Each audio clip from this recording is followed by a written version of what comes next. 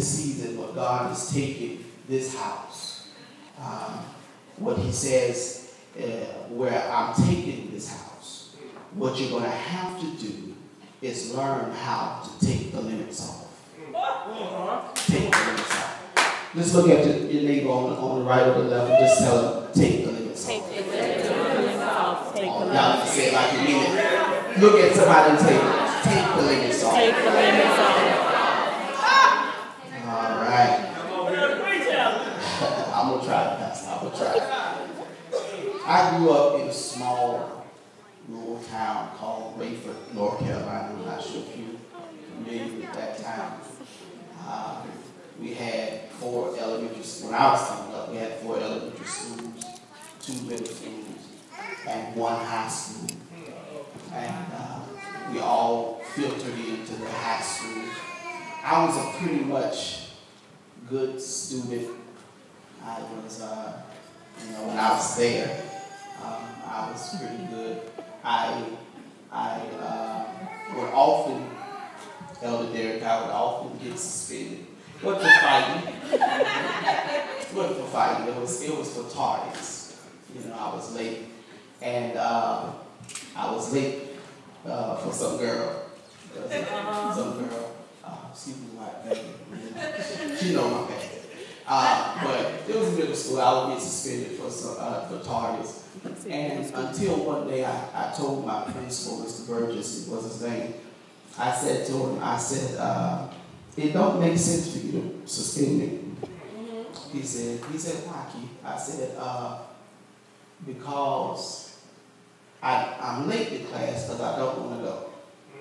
So you're doing me a favor.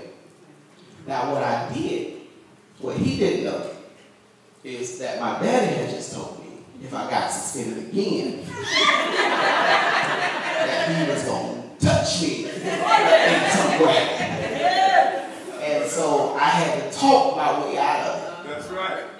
And the reason why I talked my way out of it is because my dad had bought these books, these Black History books, and I figured he didn't want to waste his money, so whenever we got suspended, he would make us do book reports. And so I would read, because I had a lot of time on my hands, so I would read, other than cleaning the house, I would read the book reports. And one kind of stood out to me for the, it's been since middle school, but it stood out to me because of the life of this person. I figured it's Black History Month. Everybody did their presentation, so I might as well join in. And so this man was named Frederick Douglass. Frederick Douglass was born in the early 1800s, and he was a well-known Black leader. He was a slave. He was born into slavery by his mother, who was a slave, but his father was undoubtedly a white man who was free. And so a few years after his mother, he was ripped out of his mother's arm. He was about 6 years old when he left his mother and sold to another white man that was a shipbuilder. By the age of 6, between 6 and 12, he was being taught how to read by his slave owner's wife. And while being taught how to read, he heard his slave owner tell his wife that if they know too much, it's going to be hard to keep them bound. Y'all miss that. Y'all miss that.